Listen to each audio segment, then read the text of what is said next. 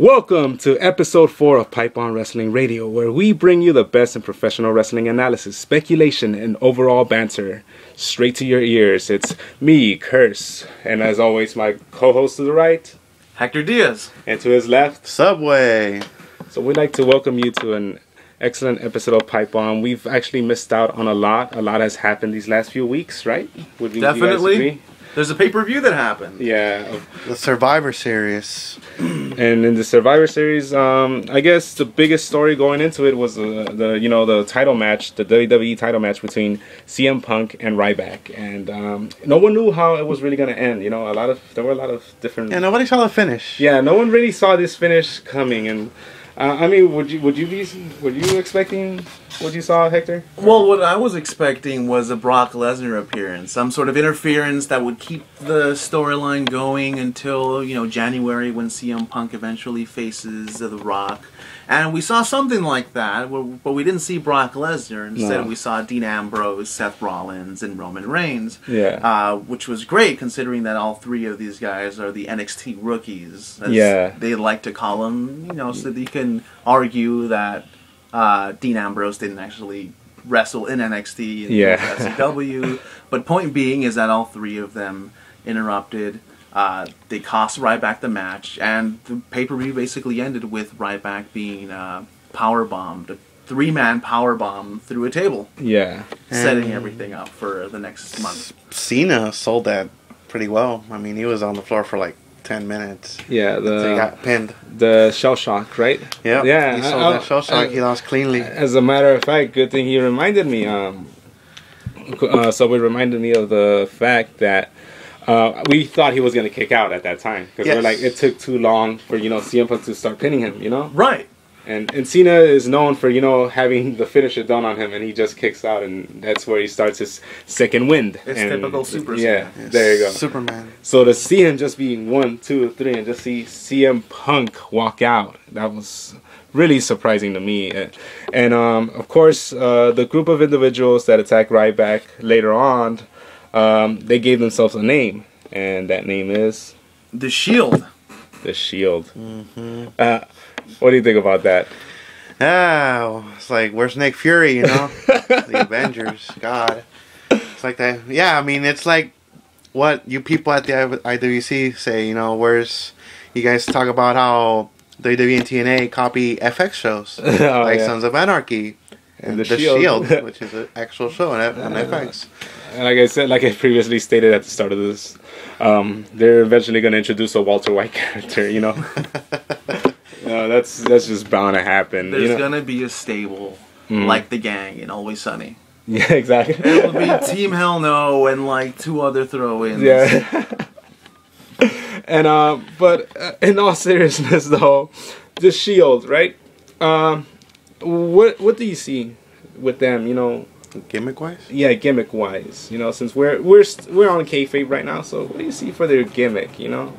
Well, I see them getting a decent push, a big push. I mean, they're already taking down Ryback. Yeah. But weeks to... I mean, this is not going to happen every week. I mean, obviously, the face has to retaliate. Exactly. Otherwise, they'll just be burying Ryback, which I don't think would be the best thing to do right now. What about you, Hector? Well, I think they're definitely going to get a decent push. I'm sure that because there's so much buzz surrounding at least just 2 of them, Ambrose and Rollins, that they're going to be really careful with what they're going to do with them. And I mean, even before they had their debut, there was rumors that they weren't sure where to place them in their debut feud or their debut storyline, and that this seems like it'll work. It's nothing new. There's been loads of stables, and even in last week's Raw, Dean Ambrose said, "We're not the NWO, we're not the Nexus." So they're making some sort of acknowledgement in the storyline that it's been done before. But I think with the talent that the stable is made out of, they'll definitely make it interesting. And final question concerning the Shield thing. Do you guys believe? I don't know how to phrase it right, but do you guys believe that they're not associated with CM Punk, or that they're not going to be associated with CM Punk despite the ending of the last Raw in which they kind of helped each other out. Well, the past two Raws, including the Survivor Series. Yeah, they've helped out Punk, but they even acknowledge that no, it had nothing to do with Punk. It just has to do something with the status quo. Right. What does that really mean? Yeah, what is the status quo? Not the definition of the word. I mean, like, what's the status like quo? they're there what are they looking for? They're there to ensure that things remain fair in the WWE. Like, the reason they interfered in that match, according to them, was the fact that Punk unfairly had to defend his title against two people he had previously beaten already, and that's what they felt was unfair to Punk. And they said that, and they stated it, that if it was Ryback as champion and he was in the same situation, he had previously beaten Cena or Punk, then they would have interfered on Ryback's behalf. So I don't know what they were going with this whole, avenging angels, guardian angels. Right. The phrasing is really particular. They said they would defend on Ryback's behalf, and that didn't necessarily say anything about CM Punk. Mm-hmm. And also, when Michael Cole, in that promo that they had or the interview, Michael Cole asked them, "Are you involved directly with CM Punk?" And just being picky, the word "directly" really stands out. So, Dean Ambrose just simply said nope, right? Yeah. But I think there's some sort of truth in this, in the way that they might be related. It might not be directly. It might be through Paul Heyman. Maybe Paul Heyman. Maybe they're technically Paul Heyman guys, and CM Punk is doesn't know what's going on. Yeah. And maybe you'll have maybe you'll throw in Lesnar at some point. Mm. But maybe everything will surround Paul Heyman, because at the end of the day, when he came back with CM Punk, he really didn't do much. I mean, at this point, all he's done is just be the voice of the voiceless, and just echo whatever CM Punk has been saying, and all while holding his belt. Yeah. So there hasn't been much substance to that. So maybe at the end of the day, you'll find out that everything does revolve around Paul Heyman. Which would actually make it pretty good, a new Dangerous Alliance, Right. Which I hope is going to happen, because there's no doubt that Paul Heyman has kind of played like he has played an undermining role lately as Definitely. a late, so hopefully he, becomes like the head mastermind behind everybody, and something big comes out of this. You'll get that that "it was me, Austin" sort of soundbite or something. It was me. It was me. ECW still hurts me. Or something to that effect. Moving on to the next storyline, major storyline. The Cena-AJ angle is. I'm gonna be honest with you. I'm not really digging this angle. I don't even think the crowd is into it as much as they were, during the first few weeks, right? It's just seems to be just dragging on and on and on now. The only good thing I'd say that's coming out of this is the fact that it's actually giving Ziggler, Ziggler, a show in the limelight, and Right. And especially that brawl that happened a few weeks back when With Cena, the bathroom stall. yeah, that seemed pretty intense, like that seemed like actually like realistic. And what I really liked about that was the fact that the heels actually had their own locker room, which was separate from everybody else. Right, it goes back to the old way of Yeah. I mean, it really creates that binary between heel and face, and I mean, now they're trying to be more universal in who is, like you have the Miz going from face to heel really easily, but before, 90s, especially during the 80s, you had these very polarizing things, and just having that sort of locker room, seeing it really makes you think, oh right, there's actually a separation between all the superstars. Yeah, and exactly, and I also like the fact that even that small segment benefited another person, unrelated to it, which was Titus O'Neil. Remember they interviewed him about Cena owes me his life, and if it wasn't for me, Cena would have been dead or something. He was really good on commentary. Yeah, it was good that night on commentary. I feel bad for Darren Young, but yeah, you're definitely seeing who is standing out in that tag. Yeah. So, any comments on the Cena-AJ angle? What else is there to say? I mean, Ziggler's getting his time in the limelight with the face of the company, but it's in December, so I'm taking that with a grain of salt. But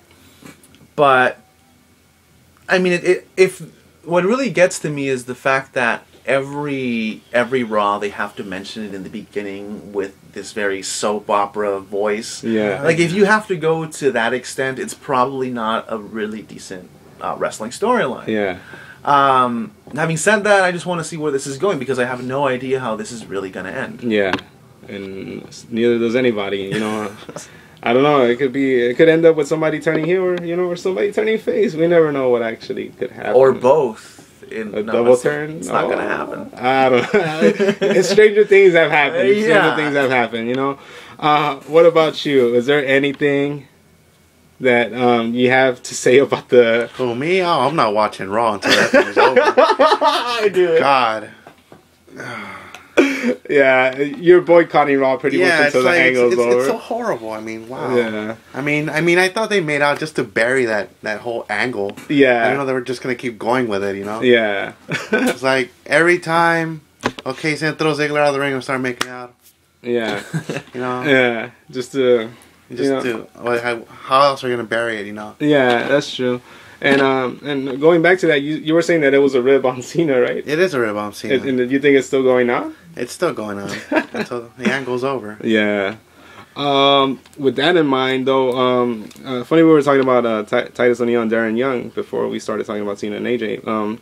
The fact that I feel, as of late, that the tag team division is kind of dwindling a bit, It's kind of being undermined once again, Yeah, but they always do this every year. You They think? give a little push to the tag team division, then it just declines even more.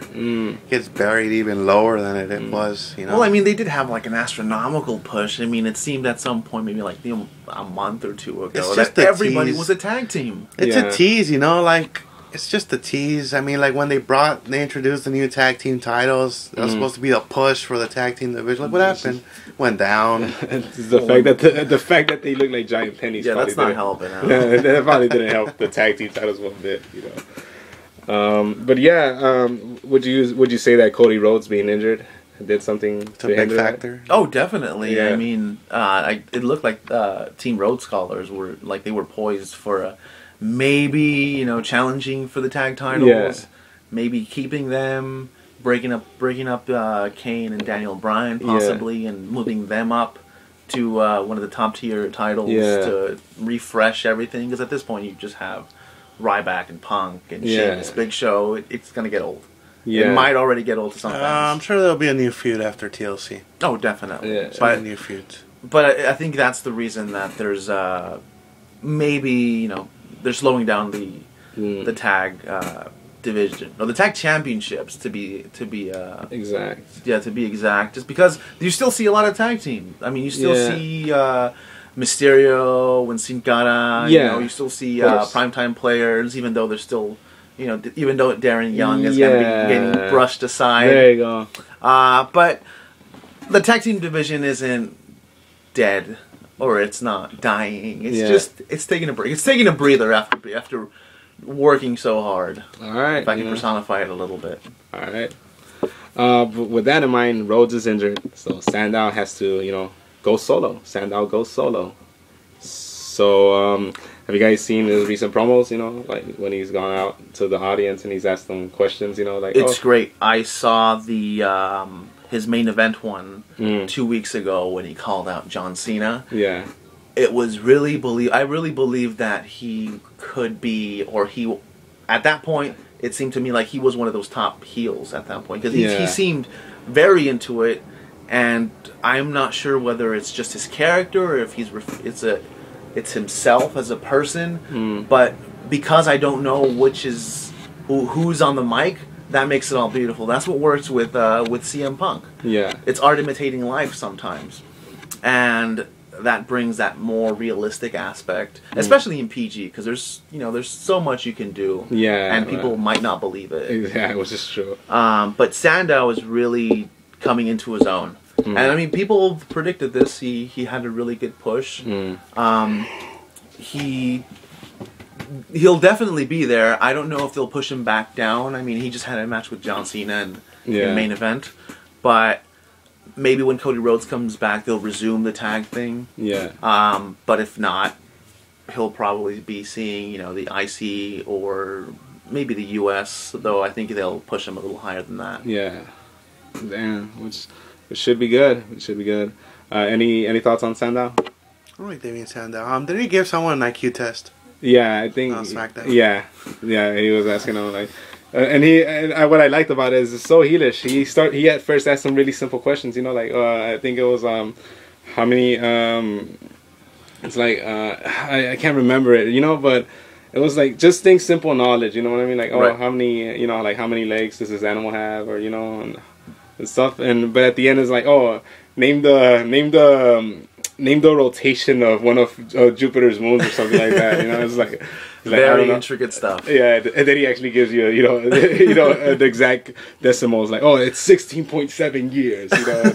Get out. You made an embarrassment of yourself, of your family. Get out of here. And his accent is really weird. Sometimes it's very European, almost like an homage to the Hunter Hearst Helmsley. Yeah. Then it's just maybe his actual voice. It kind of fluctuates. Yeah. I really don't know what to think about that actually. With that in mind, we're gonna move on to the kayfabe side of TNA, and you guys don't really have to comment on this, but I remember on the last show I said that I was gonna watch the pay-per-view. Right. Did you?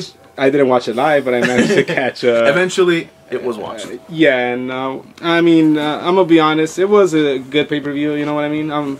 As I previously stated, it had to be an amazing show for me to actually get into TNA and stuff like that. It wasn't really that much of an amazing show. A lot of good matches though. It was decent. It wasn't a complete botch fest. There were a few botches, but and the matches were entertaining. I do like TNA's ring style.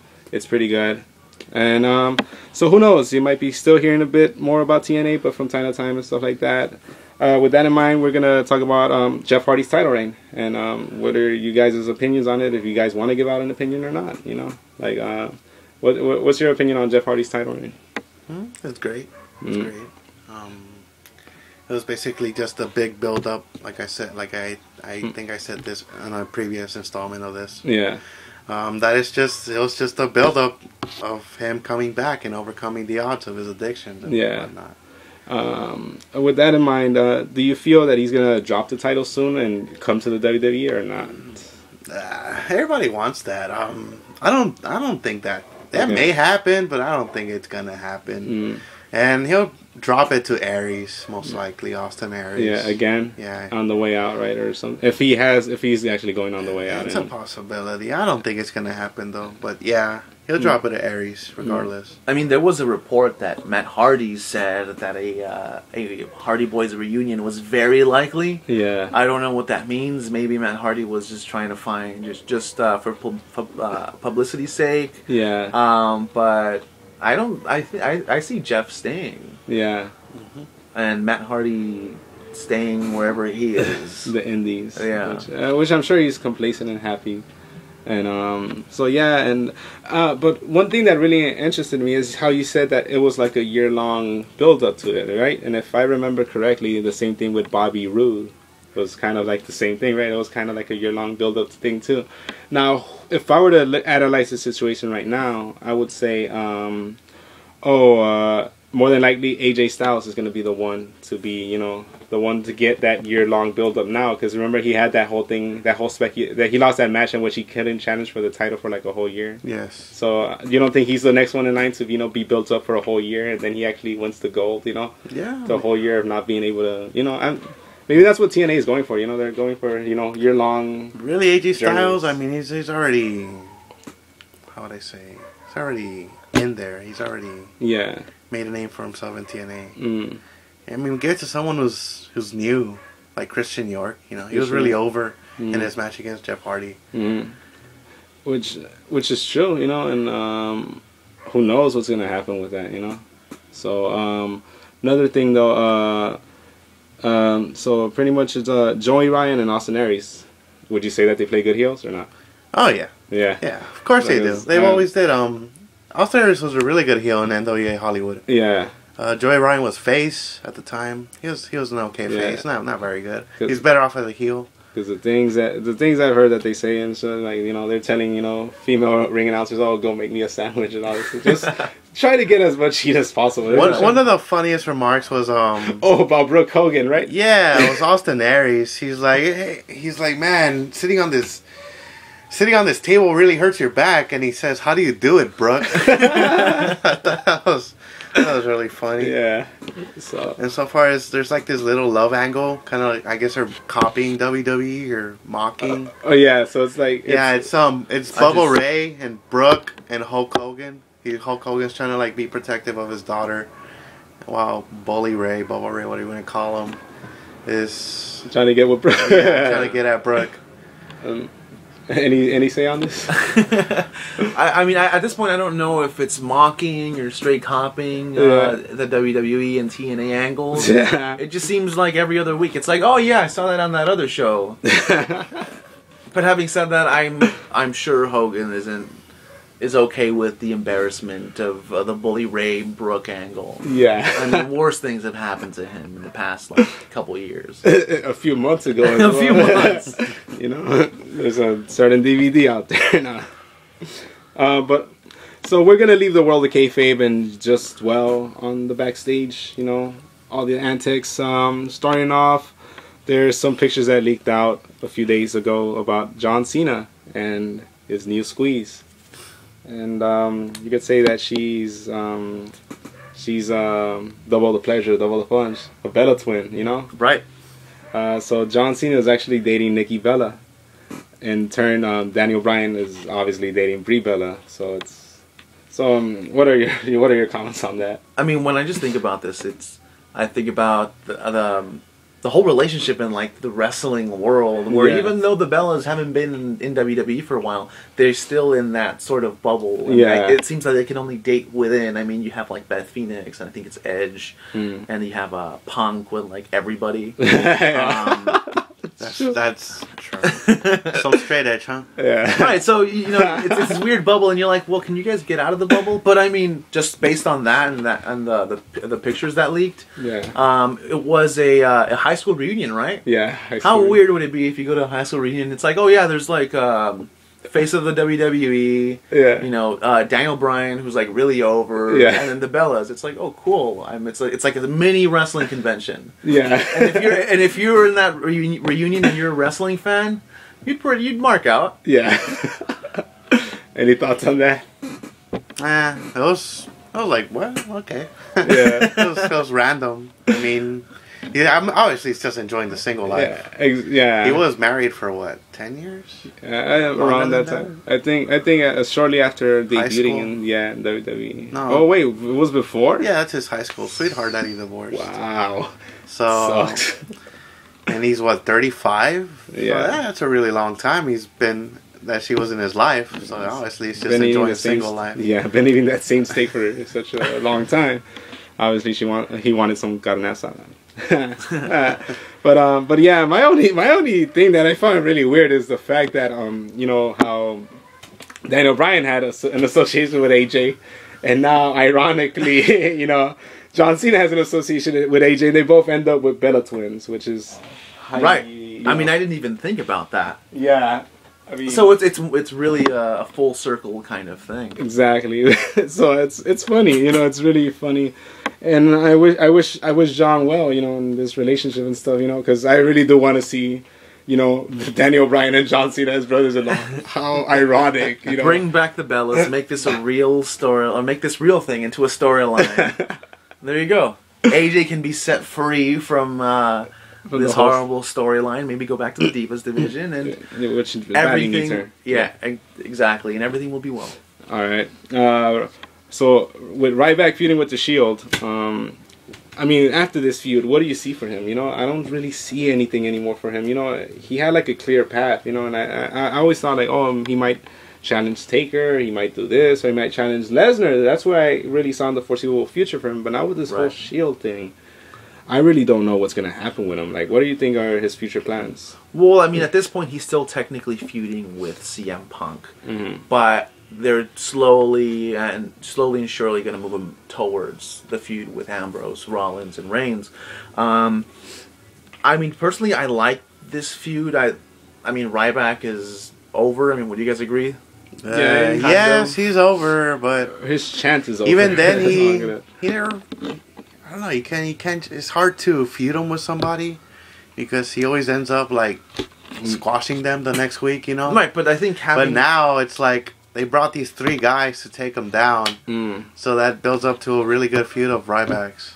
Exactly. I mean, do you think it's just going to be 1 versus 3, or do you think they can extend this to like Ryback, Ambrose, Ryback, Rollins, Ryback, Reigns, and extend it maybe until it's a 3-on-1 thing. It's a stable versus 1 guy. I mean, I'm just worried if that happens. Or I mean, it's happening right now, but won't it just push down any momentum that the Shield have? Yes, exactly. Eventually, the faces have to retaliate. They're not. He's not gonna just get powerbombed at the end of the show every week, you know. Yeah, so something's gonna happen. He has to retaliate. But that's where I think it's kind of getting. I mean, I'm sure it's getting a lot of the internet people nervous. You know, it's like, are they feeding the Shield to Ryback? Right. That's the question that it's pretty much popping up in the heads of everybody, because everybody would agree that Ryback should probably go over. At the end of the storyline. But how much is too much going over? You know what I mean? Like, I think it should be like he won those matches by a fraction of a hair. Right. Or it's not like John Cena against Michael Tarver, right? Yeah. It's not John Cena against Michael Tarver, and that's he just totally embarrassed him and just send them out of the Nexus and stuff like that. What do you mean Darren Young? No, or Darren. No, both of them, right? He made both of them tap out and just quit Nexus and stuff. Exactly. No, he hurt Michael Tarver. He just beat him up. Remember, he just beat the crap out of him. See, exactly. And that's how he just took him out because he was already injured. Yeah, exactly. And I don't really want to see that. I mean, I don't see that happening. The only way this thing can end properly is if it really doesn't. If if somebody interferes in that thing, the stable that interfered Ryback, they get a taste of their own medicine, or Ryback gets interfered again, and just continuing this weird cycle. And I mean, I could picture Brock Lesnar coming, and being that person. Maybe you set up a good couple of matches against Lesnar and Ryback. Maybe not for WrestleMania. Maybe even earlier. Yeah. Just to build up some hype around the matches. But at this point, I really don't know. It's just really up in the air. Yeah, which makes perfect sense. Next news is CM Punk. CM Punk had a busy week a couple of weeks ago, in which he not only was the guest of honor, I guess, at the Chicago Thanksgiving Day Parade, right? Right.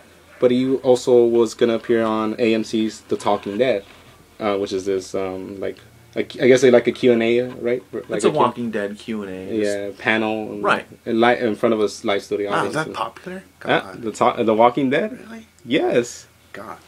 I know there's a game out of it, and there's a comic out of it too. Jeez. And the comic came first, so that's what it's all based upon.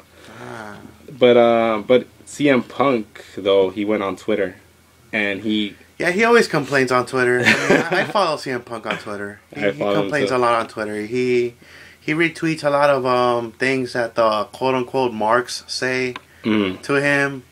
Like you suck with a US UK. Yeah, US UK. I hope Ryback's gonna win and kill you. Yeah. And he's like, oh. And he corrects him in the grammar sometimes. He corrects him in the grammar. Yeah. He makes some smart ass responses. Sometimes they're funny. Sometimes they're just like, okay. And drink bleach. Which he did tell a fan one time. But yeah, he pretty much complained, about the lack of promotion WWE was giving him. What does that say about Punk's character? What does that say about the WWE? I mean, I don't know if this is kayfabe or not. Maybe they're just adding more to this idea that Punk doesn't get any respect. But at the same time, it's clear that they don't really want Punk to be that guy. I mean, even though this comparison is kind of played out, but the whole with Stone Cold Steve Austin, he was the guy meant to be seen as that nobody wanted him to be the guy, and I mean, it was easier to do that with him because you had more, you had obscene gestures, you had beer drinking. But with CM Punk, I think this is the way you're able to get that idea out. Yeah. By not promoting him and him complain, even though he's still the champion. Yeah. Which I also found weird because they always announce him as just a WWE superstar. They never say like champion, right? Right. And I clearly noticed when Cena used to come out in appearances, they would always refer to him as a champion if he was actually the champion. So I don't really get that, I don't understand that. Maybe it's Punk's own decision, maybe. And I mean, even in the parade, he had his title, so he was showing it off, but at the same time, it's still. I mean, I don't know what to take of it. It just seems like he's just a regular superstar. Yeah, exactly. It's like I did dig his Ferris Bueller shirt though. Yeah, definitely. That was a good callback and stuff. So any other comments you want to say about CM Punk and his ramblings? You think he's just making it up? You think he's actually just butthurt all the time? He's butthurt about a lot of things. I don't know the guy personally. I mean, I just see his Twitters and people. I mean, he tweets. He kind of keeps it real a lot. Yeah. So it's not like he's just talking out of his ass. But he does complain a lot on Twitter. Okay. So that seems like a fair answer. With that in mind, we're going to go to our last backstage topic, which is D'Lo Brown and his rumored involvement in Aces and Eights. Just any quick comments on this? Well, this was just something I heard. Because I don't know, TNA Creative, I don't know what they did without Russo, but yeah, they're planning on putting Garrett Bischoff, a guy who can't wrestle, Wes Briscoe, which I don't mind actually. I mean, I would like to see him as leader, not as just a member. Yeah. I think the leader will be Doc, better known as Luke Gallows. Yeah. Then there's Devon, who was just a surprise member. Yeah. The first guy revealed in the stable. Yeah. And well, there's a mole supposedly. No, right? yeah, there's a mole. Yeah. And that mole may be D'Lo Brown. The guy, one of the gut check judges. He's actually a TNA road agent. Mm-hmm. So, any comments on this? I mean, the only thing I can think of is you wouldn't know it's D'Lo Brown by now if he was shaking his head uncontrollably or having his trademark walk. Yeah. That's the only thing I have to say about that. You're dealing with the real deal now. Ooh, gonna kick you. Anyways, yeah, I don't know. If more power to D'Lo. If you actually, I wouldn't mind seeing D'Lo back on TV screens and stuff. And besides the judge role, I would rather have him as. Yeah, I'd rather have him as a member rather than Jeff Jarrett or Eric Bischoff. Really. Yeah. It's like, really? I don't want to see you guys again. I mean, go retire or something. I mean, Eric Bischoff's the executive producer of TNA. So he's and set. Jeff Jarrett's in the Ring Cock King in India promoting. So it's like, yeah, I mean, why not, right? Why not D'Lo? Funny you should mention foreign promotions. I just want to quickly bring up. Remember yesterday how we were saying how it would be good for MVP to join the Primetime Players? Yes. So, and just think about it. That sounds like a really good idea. The most valuable player of the Primetime Players. He comes back from Japan and stuff. And he did have billions of dollars and billions of dollars. millions of dollars. I mean, he afforded that fancy jumper, right? That bounce house, to come out of and stuff. But yeah, he did have millions of dollars. I mean, wasn't his gimmick that he got a $1 million contract from Teddy Long, which further proves how good of a GM Teddy Long was. Right. I mean, he stayed there for a while, but I mean, questionable decisions, Long. Yeah. Questionable decisions. One-on-one matches with The Undertaker. Anyways, that in mind, we're leaving the backstage world and we're just gonna dwell in the WWIFs, the wrestling what-ifs. And we're gonna have two topics, as a matter of fact. Now that Linda has lost the elections, it's unanimous. It's unanimous that I think she's not gonna follow through with politics. But then again, you never know Linda. But as of right now, she said in an interview that's it. She's through with politics. No more politics, even though she didn't get much of it in the first place. Right. So, anyways, you know how she was seen as such a job creator, right? Right, that was the angle. They didn't. WWE was hesitant in firing some talent just because it would have made Linda seem like she was laying people off, and that idea of job creator couldn't hold. But now that she lost the election, there's rumors and reports that there might be some firing, some future endeavors pretty soon. Who do you guys think is next in line to be featured endeavored? You want to start it off? Well, I say the injured superstars, the current superstars that are on the disabled list, that are injured. You know, like Ezekiel Jackson, like Christian. You know, people like that I haven't seen on TV for almost a year. Yeah, right. Like Mason Ryan. Yeah, that's true. You know, people like that. They will be future endeavored. Evan Bourne. Oh wow! What happened to Evan Bourne? he got suspended for being a pothead. He got high. He got high. He got on the top rope and then he got high. Yeah. And, he goes high. Then he got injured. I don't know what his injury is, but he's injured currently. But I think he'll be let go. Yeah. People like JTG will be let go, and it's good because it gives stars from the developmental territory of FCW or NXT even to like rise up to the main rosters of Raw and SmackDown. Yeah, which is true. Like the divas, you know, there's only like what? There's seven? There's like if we count Vicky Guerrero, right? I think that's the only way they could reach double digits. Otherwise, I think it's like 9 or less divas. And it's like a chance. Now it's the chance to bring like more people into the developmental territory. Right. I totally agree. I mean, if I were to select firings for people, I would say it's, Mason Ryan. I mean, I think that they probably gave up on the Mason Ryan experiment. You know, like that's it. And I mean, you can even look at recent wrestlers that aren't even injured. You know, that are probably just gonna job out. You know, that've been jobbing out, such as Primo and Epico. Which to this day, sometimes I could erroneously calls them Carlito. Right.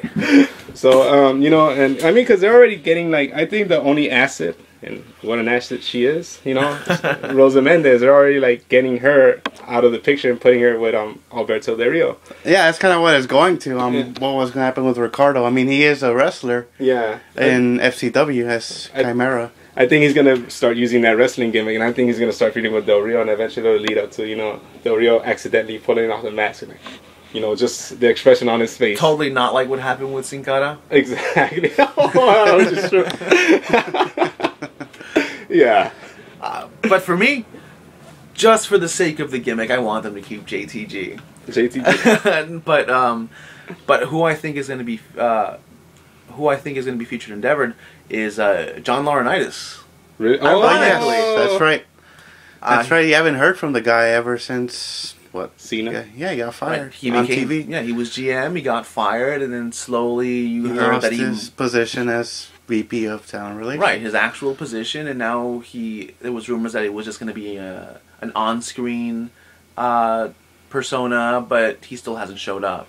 No, I mean apparently he's just going to be let go. And you're not going to hear from him anymore. Wow. Right. That's weird. I don't know what he did backstage. I don't know what he's been doing. I mean, maybe he's been doing horrible decisions. Who knows? So that explains those recent Raws. Right. But I'll just echo what Subway said. The injured superstars, I mean, maybe with the exception of Christian, I think he still has some potential. No. Potential in the mid-card. Nah, he's forever mid-card. I mean, he's no, he's not going anywhere. But that's a good thing. I mean, you can't have everyone at the top. You need to fill everyone out. That's like how they have Antonio Cesaro right now. Yeah, you have him in the U.S. Christian's been a worker for 10 years. I mean, on and off through the WWE, right? WWF. It's like, why not give him that push for the title? And look what they did. They just gave it to Randy Snorton. Yeah, it's like I'm sick of that guy. I mean, really, just get him off my TV. He's boring. His character is really one-dimensional. Exactly. It's like, enough, random RKOs out of nowhere. Is that your new gimmick? Right. I mean, JBL said if you were to like mold an ideal superstar, you get Randy Orton, but that just seems like a generic, superstar now.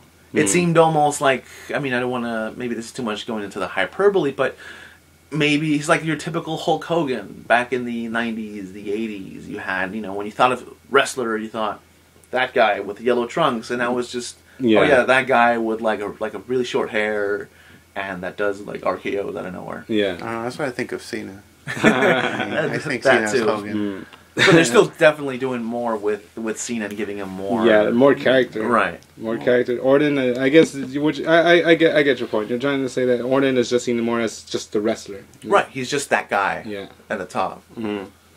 Which is good, and I always saw him as I guess right now, especially his role, they're trying to make him the anti-Cena. Even though Punk is the anti-Cena, you know what I mean? But that's not going to work, and it hasn't. Yeah, it hasn't, because he was feuding with Cena in 2009. Yeah, with 2007.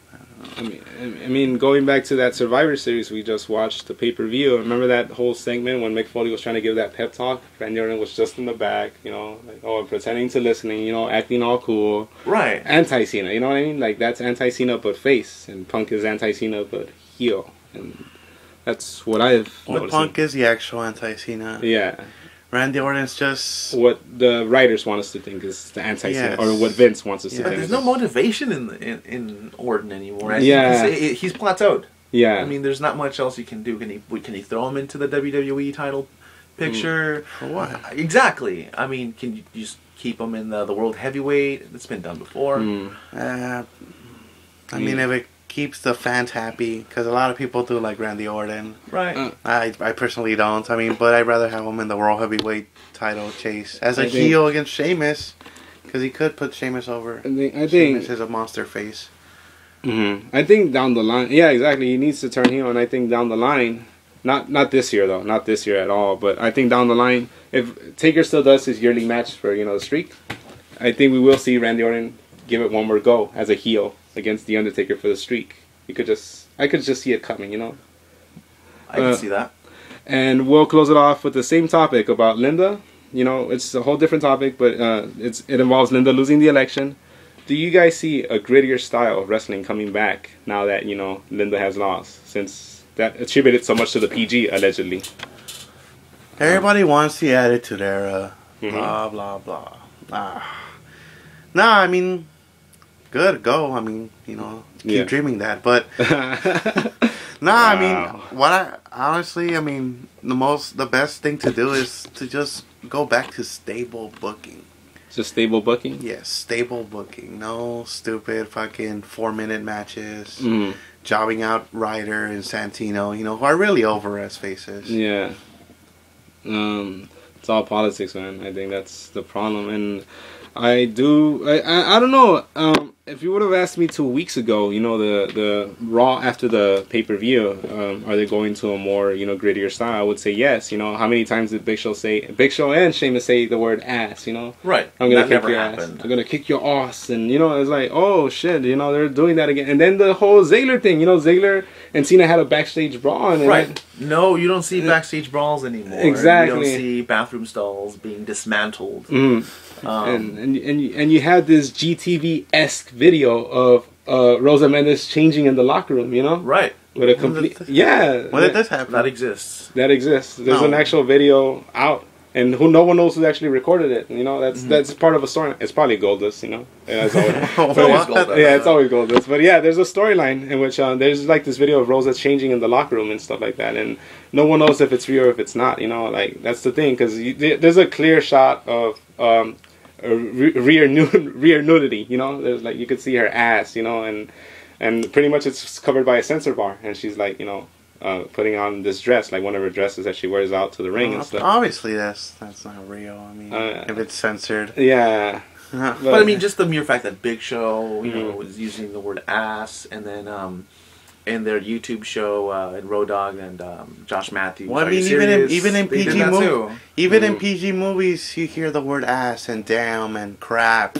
But even then, they were still really conservative on what they did before. Exactly, and explain the chair shots that Sheamus delivered to Big Show. Right, those weren't just regular chair shots. Those were angry, vindictive Da. sort of chair shots. And at that time, I'm like, oh yeah, they're probably cutting loose now that Linda has lost, But now that I don't know. This last Raw kind of got me lost again, which goes back to your point about how they need more stable booking. I mean, if they hang on to an idea, they should just go through with it. You know what I mean? Because I mean, last week I didn't feel the same way I felt 2 weeks ago. I don't think it was that as by me stable booking. The prime example I think of is the Team Foley versus Team Punk Survivor Series matchup that never happened. Oh, okay. Right, just go through with it. Even it's like just run with it. It could have been good. It could have done something. I mean, yeah, it wouldn't have made sense with the WWE champion in it. It would have made perfect sense, I say, but who knows? Because Vince wants the WWE title to be defended at all times at a pay-per-view, just like he does at a house show. None of the house shows end with a WWE or World Heavyweight title match. That's good. That's good, even though they probably always end in disqualification. He's used to. I mean, Vince wants to see the wrestling from the 50s. He likes that booking. That's style of booking. I don't really see that style right now, to be honest with you. Because I mean, they're kind of they're kind of booking everything down to the ground. There's no slow burns anymore, and that's something that really the 50s, 60s, 70s, even 80s still had. Even 90s up to that point had slow burns for feuds. Right. Right now we've seen so much. Like I said, we've seen so much these last 3 weeks. You know what I mean? Where normally we wouldn't actually have seen Shield appear until probably the Royal Rumble. And it would have been like Punk and Ryback all these months and stuff. And that's not the way it is anymore. Any closing statements on this whole grittiness? I mean, they should really just be more consistent. Mm-hmm. If something doesn't work or something doesn't seem like it's gonna work, just go with it. Yeah. Maybe it'll eventually work. But if you just change the script all of a sudden and say, oh yeah, never mind, we're gonna make it this match, or their opponent is this other wrestler, it takes away from any idea, any sort of a feud, the notion of there's actually bad blood between the superstars, and that really makes you that makes you like not believe it. So there's no suspension of disbelief there. Yeah. So just run with what you have and be confident about it. But here's hoping. I mean, yeah, it's definitely wishful thinking. Before we close the show, I mean, I thought it was really funny how Hulk Hogan confessed to stealing the Ultimate Warrior spotlight at WrestleMania 6. Yeah, he confessed. He actually admitted to the fact that he intentionally tried to undermine the Ultimate Warrior's victory by going to the ring and presenting him with the title belt, because that's supposedly the way it wasn't supposed to be. Supposedly Hogan was just supposed to leave. Kind of look angry when he left and stuff like that. But he's like, no, I want to be a gracious champion just to take the spotlight off of him and put it back on me. Because according to him, Vince was high on the Warrior at the time, and supposedly Hogan had this, innate sixth sense that it wasn't going to work out with the Warriors or whatever. I mean, wait, Vince McMahon was obsessed with a muscle-bound, freak, Warrior? I don't believe it. I don't believe it. Me neither. I don't know. It's Hogan just being Hogan and lying, Same way he slammed Andre the Giant and Andre died 7 days later. So. Right. He was 800 pounds. Yeah. He rose from the grave. Whatever. Yeah, exactly.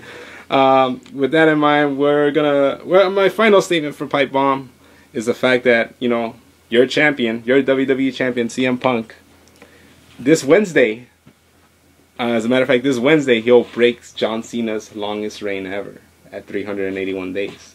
380 days. No, Cena's is 380 days, and Punk is going to break it this Wednesday on 381 days. So we only have one Raw left for Punk to actually be able to lose a title. If he doesn't lose that title then that's it.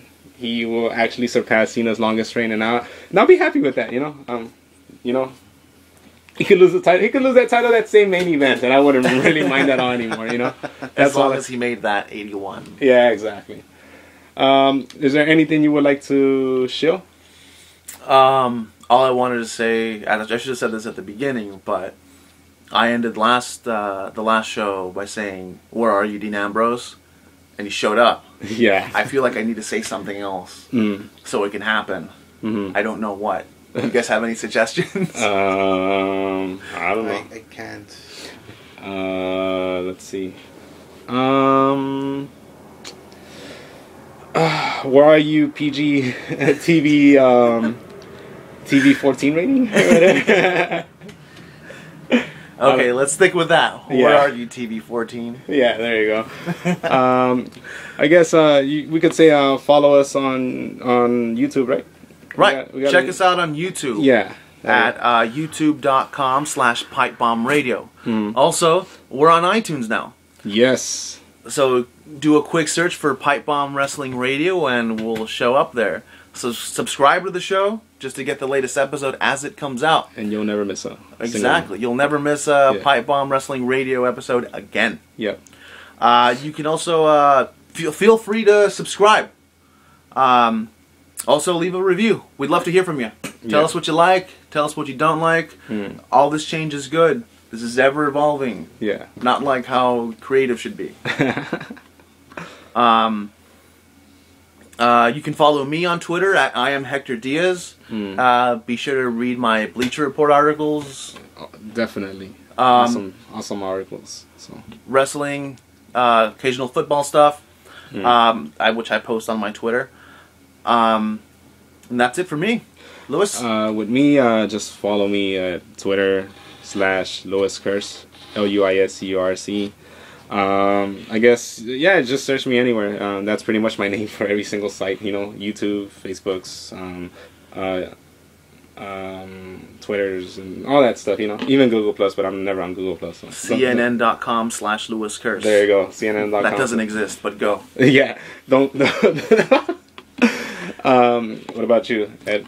Well, you can follow me on Twitter at Napalm Nemesis. That was actually an old email that got hacked into.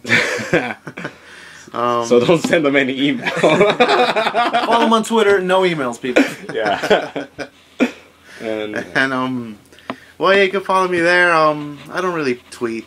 I just retweet stuff or follow people. I usually read what CM Punk has to say about his fans. And what complaints he has. Yeah, what complaints he has. Yeah, and that's it. I just usually keep myself updated on current events of professional wrestling and other lifestyle events, current events, pop culture. Nice. And I get, as a matter of fact, I will show something else. I have another podcast called the Wolfpack Radio Podcast. It's a really great podcast. Look it up. And you have me and you have some other members. Sometimes you'll occasionally get some of these members on Pipebomb as well. It hasn't happened yet, but soon. We're working on it, And that's it. I guess with that, we're going to end Wolfpack Wrestling Radio. I can't stress enough how you should check out Hector Diaz's Bleacher Report articles. They're fantastic. Please. They're fantastic. So, but with that in mind, we're closing down episode 4. It's time to drop the bomb. We'll catch you all later. I love that.